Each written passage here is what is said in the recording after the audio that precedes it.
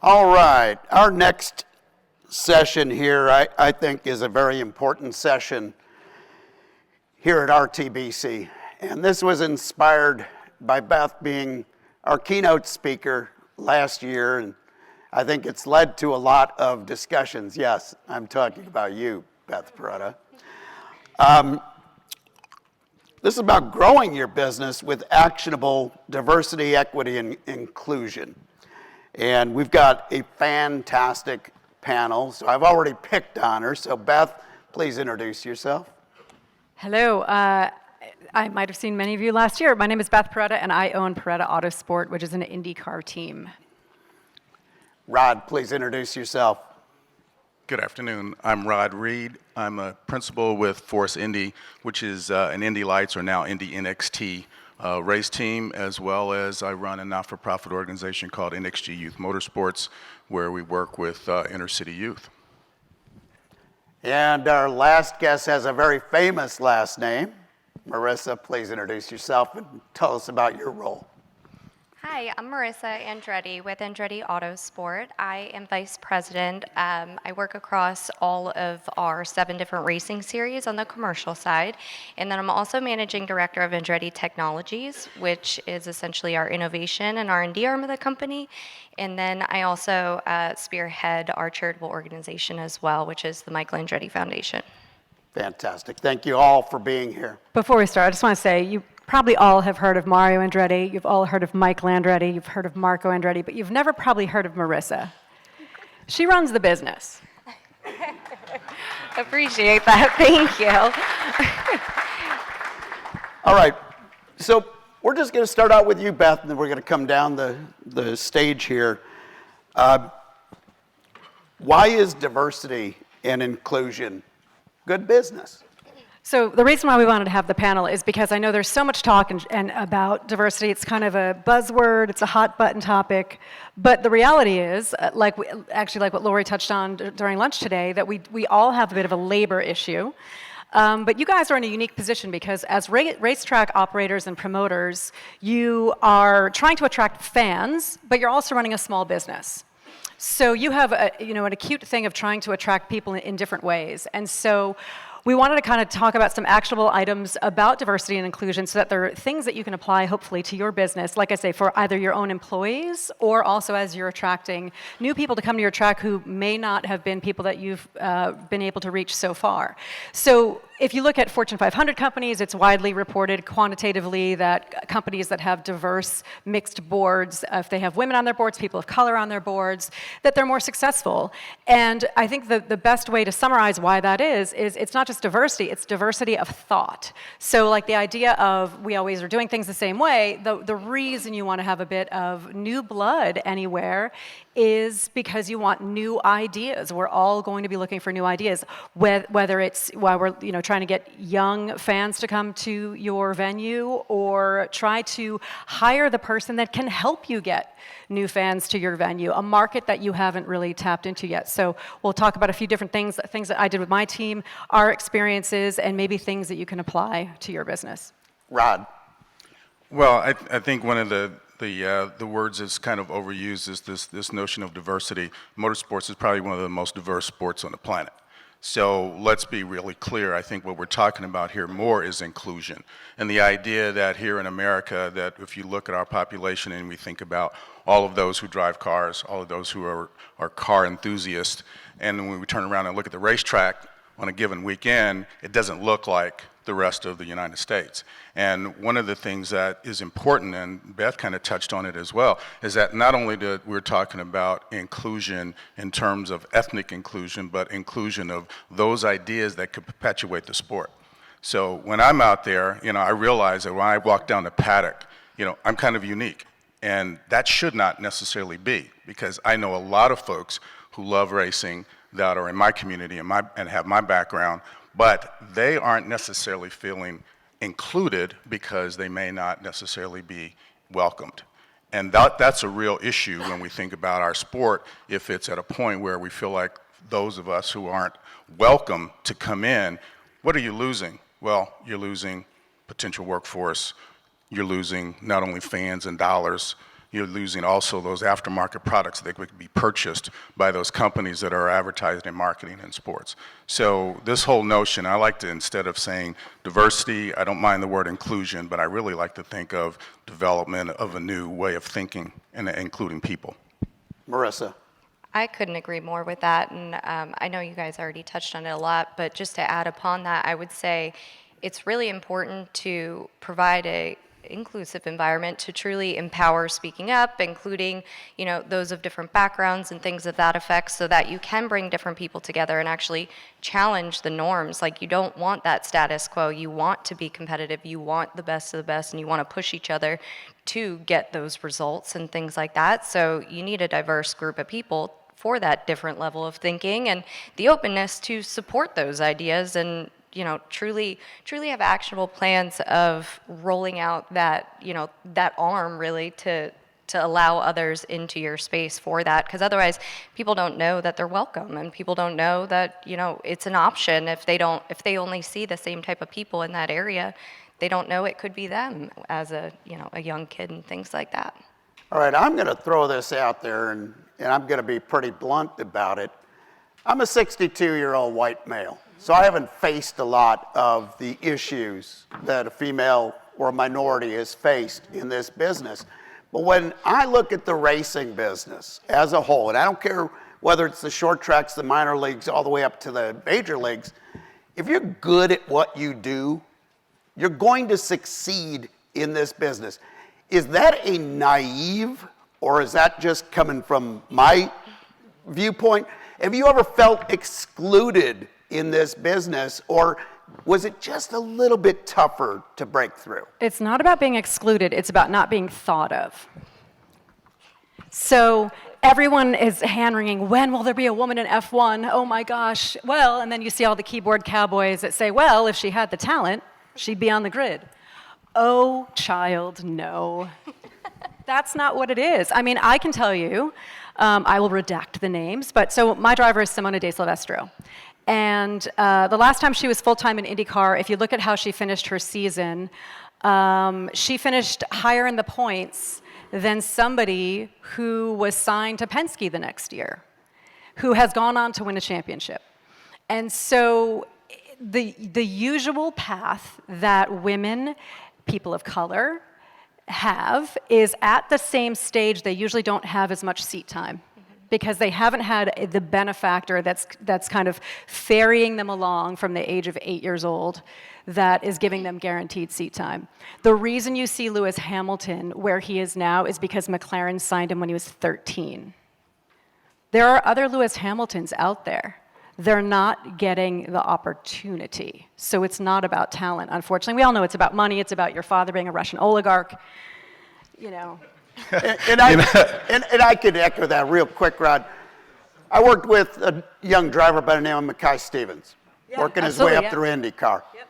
Phenomenal talent. Yes.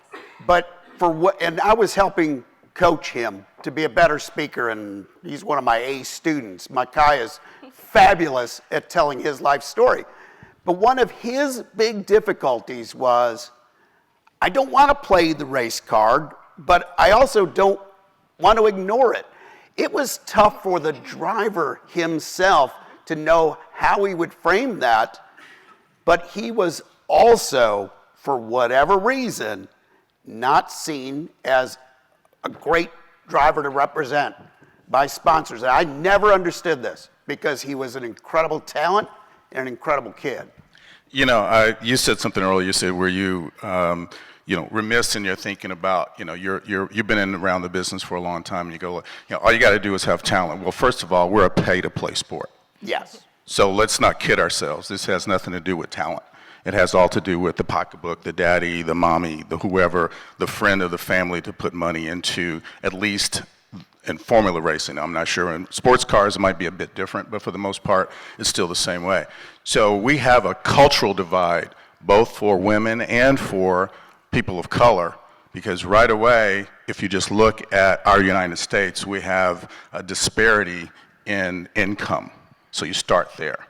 Okay, but if you talk about talent, which I like that aspect, and I know Mackay, I've known him for a long time, The idea of having talent in this sport, unfortunately, regardless of what your background is, falls on deaf ears when you don't have the dollars to take to the team. So if we take a look at basketball, because I get that all the time. As a matter of fact, one of the negative things that happened to me and our team is that someone came up and said, why don't you guys stick to basketball? And only none of us on the team ever played basketball. So the whole idea is that if you look at it and you say that in 1966, and those of you, some of you in the room probably were around during that time, that was the first time that an African American was allowed to play on a white team in college football, basketball. 1966, it's not that long ago. Now you look at basketball and you wouldn't think of it not being as inclusive as it is and diverse. So that, it starts there. It's a pay-to-play sport. Then you've got the cultural divide in terms of that, at least in the case of the black community, we do not have fathers and grandfathers and a legacy of being in the sport. So those two things alone, if we want to say, well, are there potential Lewis Hamiltons and Miles Rowe, who was my driver, who almost won the championship this year because we gave him an opportunity to do so. Those are the things that are going to have to happen, at least if we're going to see a change in the sport. In the driver's seat, it is all about money. If you can bring the money, they don't care. And you're right. They'll take a lesser talent with the money over a talented kid with no money.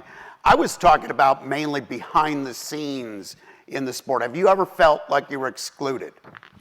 Yeah, absolutely. I mean, I think that's part of the issue is that this is still America. So I'll go back and then, I want to make sure, and I don't want anyone to get diversity fatigue because that's kind of what's happening these days. But the idea here is that when I was coming up the first time, I was 17 years old, I went to my first race. I had no family connection whatsoever. But I became a yellow shirt at the Speedway, so we picked up trash and helped with directing cars. There was no notion that I could move up the ladder at the IMS organization, for example. And I know Doug Bowles and all those folks now, and we talk about it has to be intentional. Why? Because our history was such that we did not have that whole notion of bringing people in. And it doesn't matter what walk of life. That was the same way. So if you look at the automotive industry, or if you look at healthcare industry, same thing. If we go back just a few years ago, there was that notion of non-inclusion. So that we're just sort of the last vestige of that. So as we start to preach about it, and I look at my experiences and say, that's why folks ask me, say, well, I love motorsports, why are you still in it? Or, are you trying to get to win the 500? Well, that's not my goal. Right now, my goal is to see that this sport can have people like Simona and others come into the sport. Right. Not just as drivers, but also behind the scenes, like your engineer. All right, Marissa, I'm going to switch this up a little bit for you because you've got the famous last name. So people are going to naturally say, she just got there because of the last name. I'm sorry, I know the Andretti organization pretty well. You wouldn't be staying there long, or they'd find another job for you, not running the place. So have you felt like you're fighting two different battles from the last name and being a woman? Yeah, that's definitely a very interesting question. I would say yes on a handful of different reasons. I think in terms of what you all can do for, your own areas and your own organizations is really ask the questions of, am I not being inclusive? Are there different ways that I can actually reach out or bridge that gap? Where are we missing? Look at your whole team, look at your organization. Is it what you're looking for? Do you need to open up that talent pool even further and really put yourself out there, truly make yourself known that you're trying to, provide opportunity and things like that to diversify your team? I think that if you're able to ask yourself those questions and do a true analysis, that's the only way that you'll be able to improve. And I think from my perspective and what we do with our team, we're always looking at those things, and we're always looking at how can we be better, where are those gaps, what can we do to truly over-deliver in X, Y, and Z, whatever it may be. And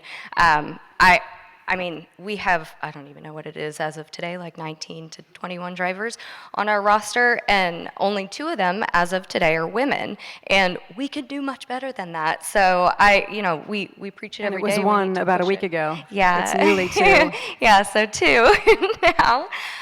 So pushing for sure in that regard on our side, and just across the board with everything. But it is truly about identifying the gaps and figuring out a way to provide the opportunity as well, and truly foster a positive environment for them to flourish. Because it's interesting, but as a woman in what we do, I'll always speak up, but it's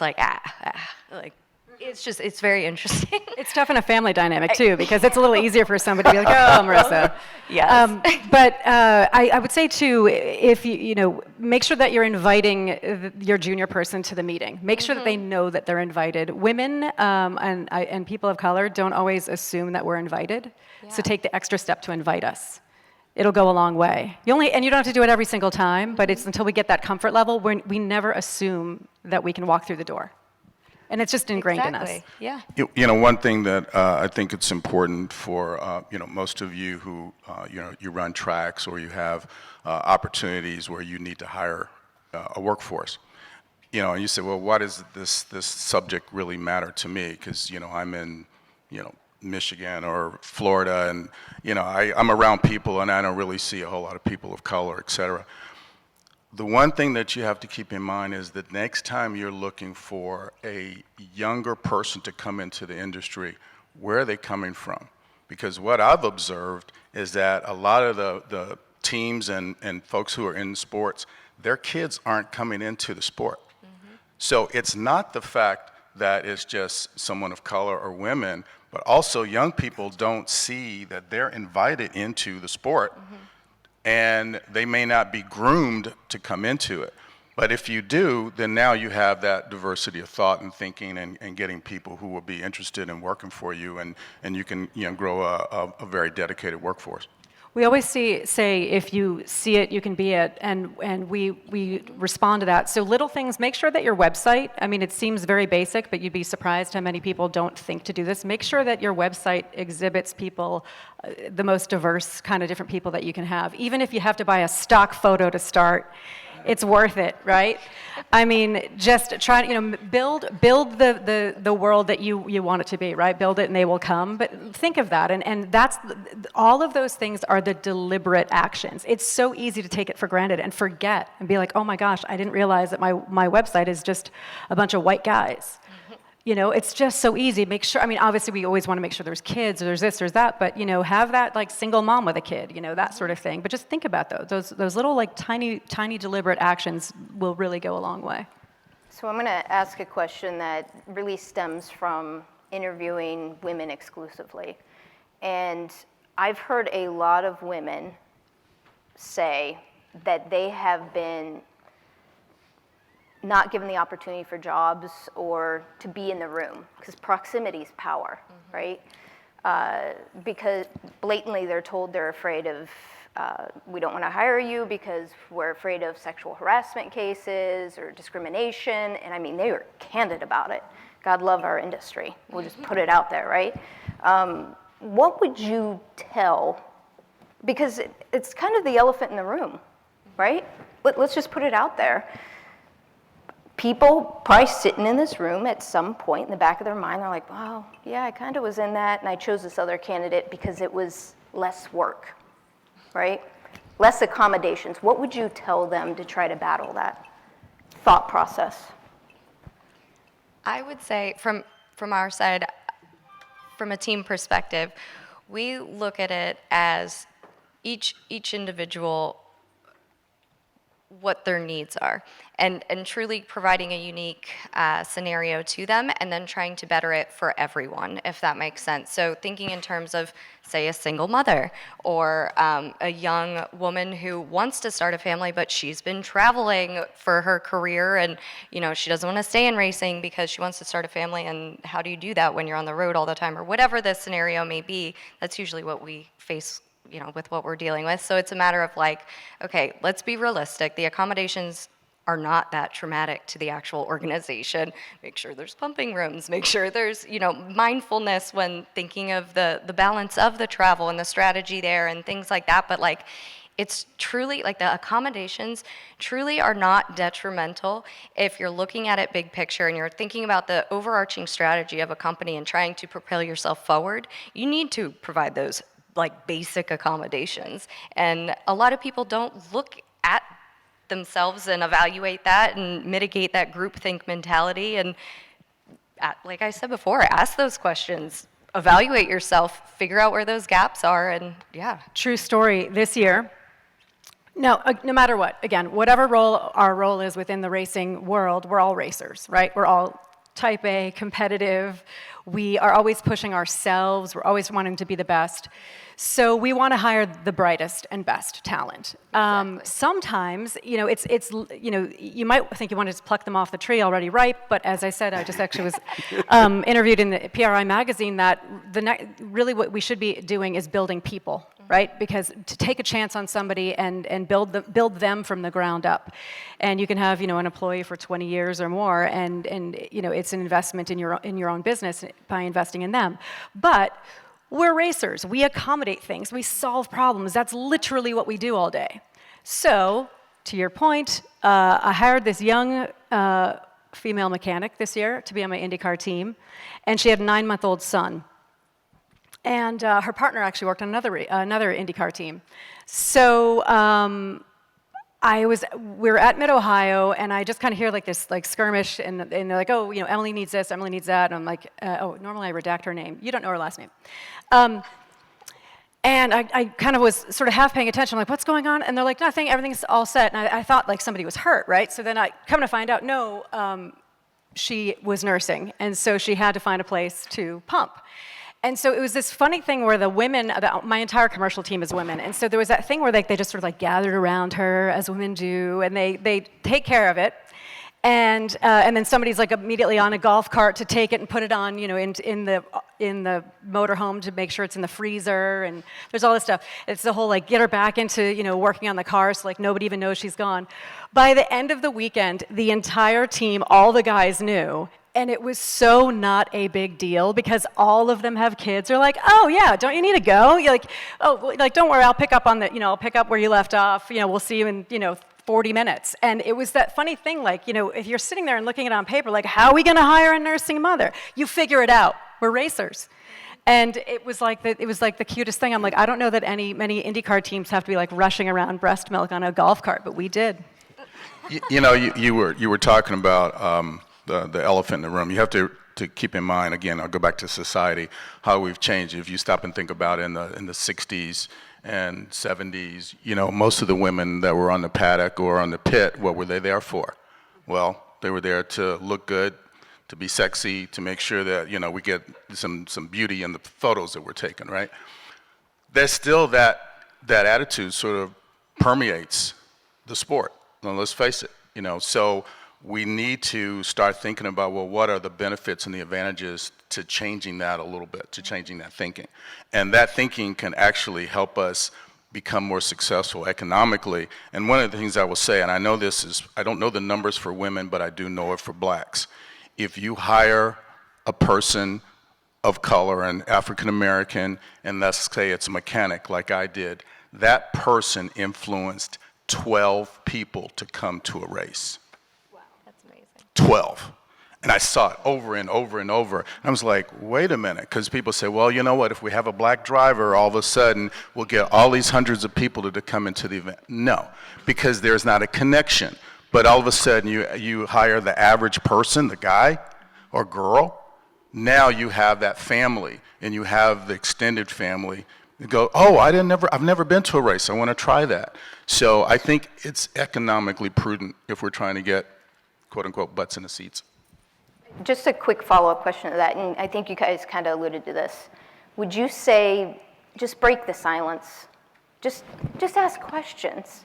And we can have an open, just address it. But I've also got, I didn't know what to say, or I feel like I'm walking on eggshells. I hear that a lot.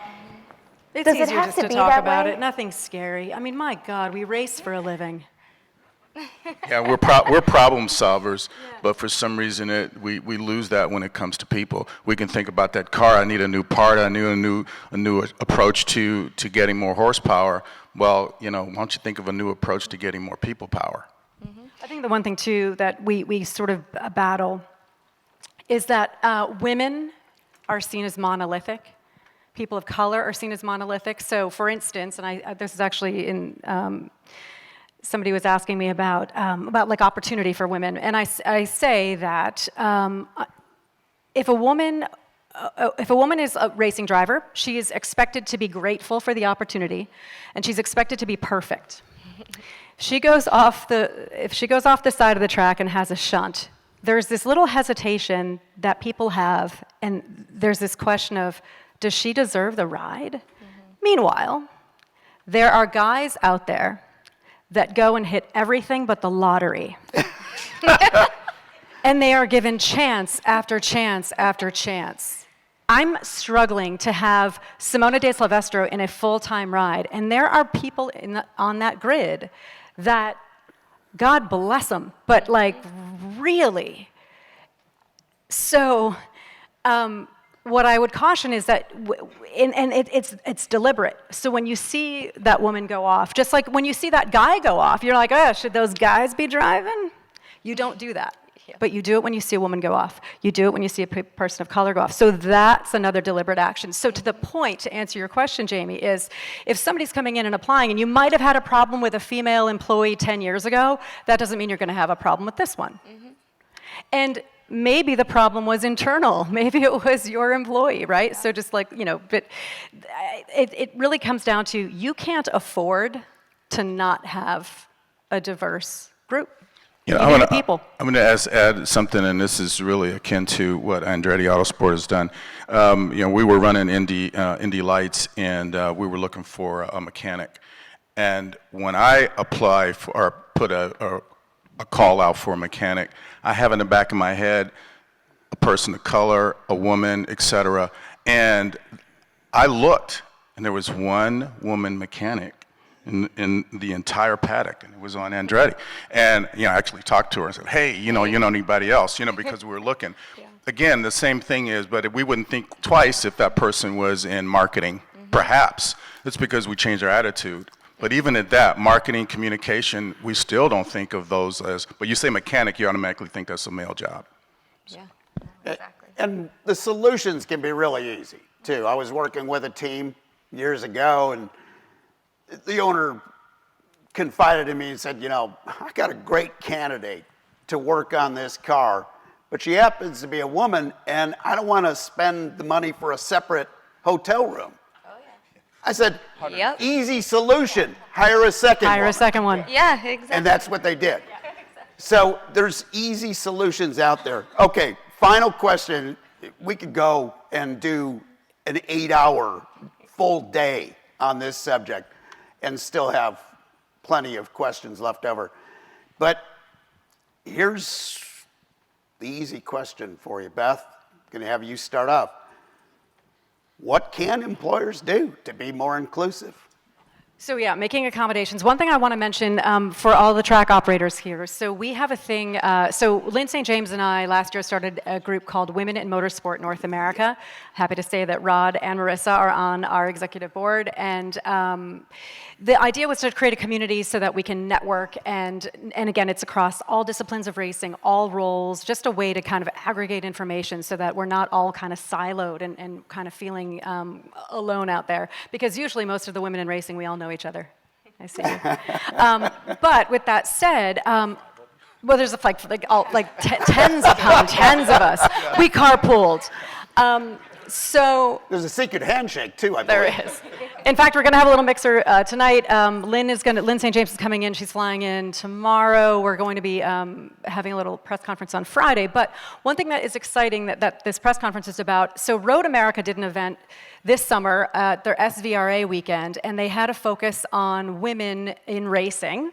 And I know everybody's looking for different activities that they could do at their track. What was fantastic about it is it was celebrating all of the women, the corner workers, the medical staff, the ticket sellers, people in the front office, the back office, an accountant.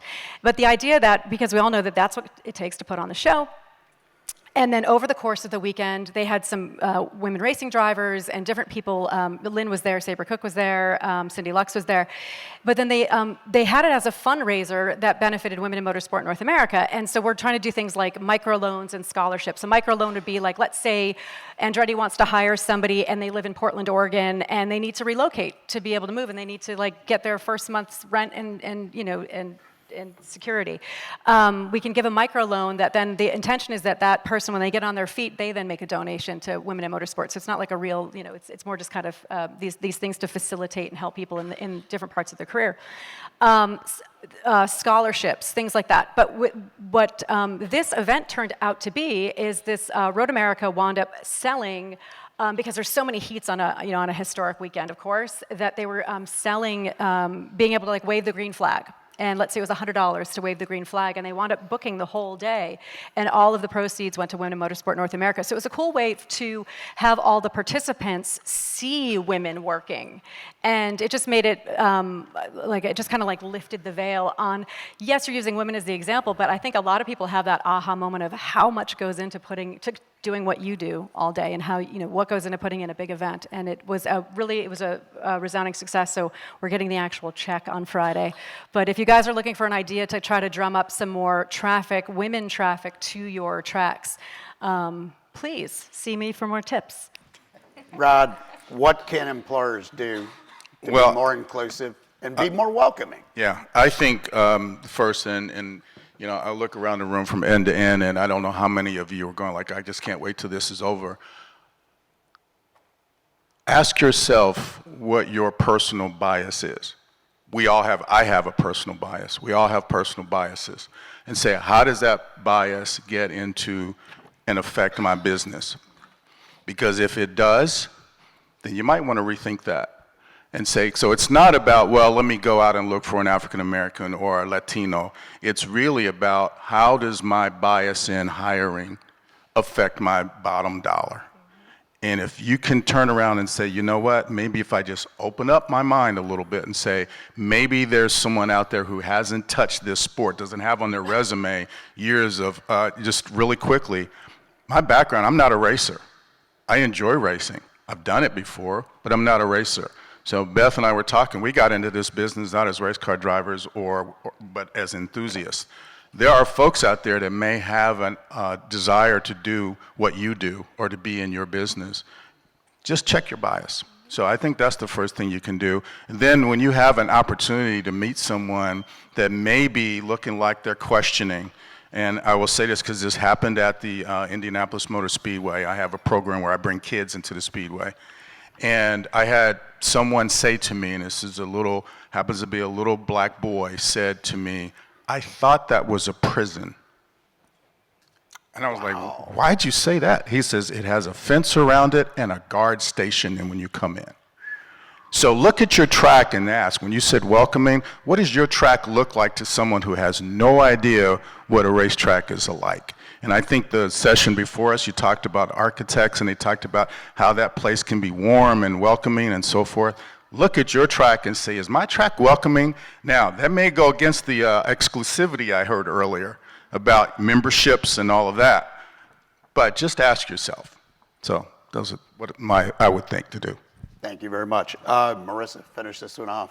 Yeah, absolutely. I mean, I couldn't agree more with what Beth and Rod had just mentioned, and I really think, the biggest thing for both of those elements is to do a self-evaluation of where you're at and, what is in front of you, and be honest about it, and pull your team together and dive in deep and, make that list of questions and put all of your heads together for actionable steps towards each of those elements that you want to go after to bridge that gap.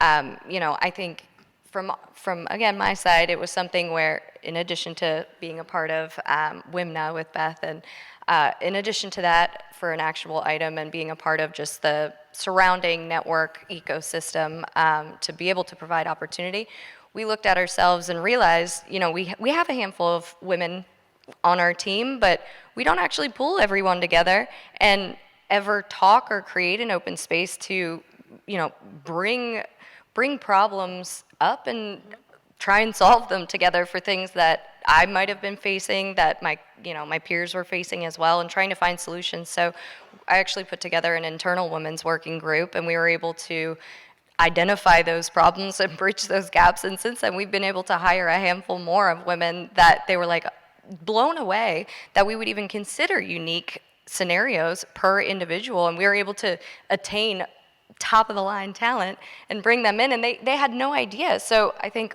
at the moment, we're also lacking of being able to talk about it as much as I would like to. So it's awareness as well, and just, again, putting action behind it. And I think a lot of people just kind of think, oh, it's 2022, that doesn't happen. Women don't face that, or people of color don't face that. Like, oh, come on. And it's like, well, step back, evaluate yourselves. Where are you? Like, where do you stack up towards your competitors, and try and, go above and beyond that. Fantastic. Well, stay put, because I lied. We have another question back here. Excuse me. We've seen over the last year and a half, this goes more towards the diversity issue, these intersection takeovers all over the nation. We've seen videos, and there is amazing diversity of people doing these amazingly skilled things in intersections, and people are coming down on them, right? There's kids, and we talk about the need for younger kids to get involved in sports, and obviously that's an opportunity. I guess the question that I have, and seeing that, and white, black, brown, you name it, I've seen the videos, they're all there. What are teams like you guys doing, and how can tracks bridge that gap to those people? And it almost comes into what you just said, Rod, about feeling like a track looks like a prison. I know Lanier Motorplex in Georgia is doing some great things and bringing some drifting, some of those groups of people into the track, but how is that an opportunity to bring more people into the sport who don't know that there's some opportunity there, especially with the amazing drift stuff that's happening nowadays? Well, I think going back to what I was saying about the welcoming piece, the youth program that I started 17 years ago was designed just to do that, to bridge this gap between the community, because the Indianapolis Motor Speedway is surrounded by a largely minority community. And so you got kids that 2 blocks away and never been in the track. And so we thought we would change that, and that would help the track as well as help the community understand what's going on when there's thousands of cars parked in their front yard every year. But I think to what you just stated, right now we know that drift is hot among young people and among kids of color, especially the Asian and Latino markets. We know street racing is still a problem in big cities. I'm working with Detroit, I'm working with some folks in St. Louis and other places to say, what can we do? I don't know, who in here knows who the donk master is? That's what I'm talking about. Okay, so you got like 2, whatever, I don't know percent that is, but less than 10%. But do you understand that street racing and drag racing is big in those communities? Can that happen inside of a track? Right now we're at some of the dragster tracks. I think that can be welcoming, and it also can be profitable. So I think, as you're sitting here talking about, well, here's, what do I need to prepare for that audience? Well, first of all, you do need to learn that there are some cultural aspects of it. So if you need to, call me. We can talk through it. But I do think that just being open to it, and appreciate the question. And if you guys start thinking about, well, what are creative ways that I can be more inclusive, again, it will add to the bottom line. So. Fantastic. Okay, stay put here. I need Tim Frost and a member of MyLaps to come up here while I share what we learned from this panel, and it was a lot. It's not just a buzzword, it's good business. It'll put more fannies in your seats if you look more like the general public that you're trying to draw to your facility. It's the right thing to do to build new people in this sport. Don't just look for people that already have every talent that you want. Build that new person in the sport, and it's going to pay off. As a reminder, last year I hired people in February and they were changing tires in the Indy 500 in May. Rookies, had never been to the Indianapolis Motor Speedway and did it in less than 5 seconds. So you can build people. And the final thing that I want to mention, it's not a lack of skills that's holding people back. It's the lack of opportunity. And that's what we really need. Let's have a round of applause for this group. Stay put. Tim, there should be a microphone there. Yep. Thank you very much. This was a really special group together. Thanks to Beth for corralling your fellow people. Anyways, this is a topic kind of like what we did. We've had this year, we've kind of had some new groups in here. And I think for what we have here, whether it be, the diversity, some of the other things, this is the type of content that I think we should really try to add to what we're doing here at RTBC. Yes, we have marketing ones and everything else like that. So if you have ideas like this and topics and even, careers and stuff like that, let us know. We really would like to go in to incorporate it for this. And I will say in here with this Women in Motorsports in North America and the thing which Beth is doing, and there's another event called Drive to Women with Drive, which they will be doing the 3rd annual event next fall in Phoenix. They've had 2 of them so far, one in Nashville at the Music City Grand Prix last year. They did it in Charlotte this year for it. It was unbelievable. I went there just as an attendee to kind of see what was there. And they had a lot more people than we even had at this conference, and it's year 2. And I thought it was probably the most engaging content I had ever heard from everybody that was there. And it was people from all parts of the automotive and motorsports thing. And just to hear the dialogue and the exchange was unbelievable. And I just go back and I learned and all the notes and stuff like that. And I go, but that just never would go and happen with guys. I'll just be, because I, fit the whole thing. And the funny thing is somebody comes back and he goes, it would never happen because guys have way too much ego and stuff like that, which is so true for it. So thank you very much. I would like to continue the idea of career advancement and issues that we're all facing that maybe we don't talk enough about. And so really would like to go through and do. And so as a follow-up to that, we here have made awards from time to time. And one of the things which we try to go and recognize here at RTBC is the Innovator of the Year Award for this year. And again, it's to try to go and recognize those achievements and initiatives which are very, very big. So for the 2022 Innovator of the Year Award, we would like to award that to the Women in Motorsports North America for their efforts and continuing them like that for that. So Beth. And this is presented by our friends at My Laps, and congratulations to you. Oh, thank you so to much. Lynn for this, for what amazing. you guys have done. So once again, thank you so much for what you've done and being our keynote last year too. Thank you guys so we'd much. like I to appreciate present that. to you. So congratulations. So would you like to say a word then? Yeah, I would like to say something about it because we at My Labs, we're a technology company. And especially in technology, it's quite difficult to find women to help us because we at My Labs really believe that diversity really brings better products. And one of the things that we feel that is sometimes lacking is female role models. And that's why, Beth, I'm very proud that we can give you this award. Because you are innovating in this sense.